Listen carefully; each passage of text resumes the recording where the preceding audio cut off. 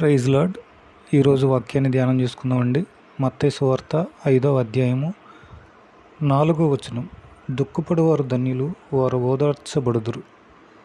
ఈరోజు మన జీవితాల్లో ఎందు నిమిత్తం దుఃఖం ఉందో, అనారోగ్యం వల్ల దుఃఖపడుతున్నారో, అప్పులు ఊబిలో ఉండి దుఃఖపడుతున్నారో, బిడల మాటంటలేదని దుఃఖపడుతున్నారో, కుటుంబాల్లో సమాధానం లేదని దుఃఖపడుతున్నారో నాకైతే తెలియదు, కానీ ప్రభు ఈరోజు మీతో మాట్లాడుతున్నారు. దుఃఖపడు వారు ధన్యులు, వారు ఓదార్చబడదు అని మత్తయి సువార్తలో దేవుడు మాట్లాడుతున్నారు. ఎప్పుడు ఎక్కడ ఓదార్చారు, ఎట్లా ఓదార్స్తారు అని ఒకవేళ మనం అనుకుంటే, ప్రకటన గ్రంథము 7వ అధ్యాయము 17వ వచనం చివరి లైన్లో, దేవుడే వారి కన్నుల నుండి ప్రతి బాష్పవిందును తుడిచివేయను. ఆయనే మనల్ని జీవజల బుగ్గల యుద్ధ నడిపిస్తారంట. ఆయనే మన కన్నుల బాష్పవిందులు తుడుస్తారంట.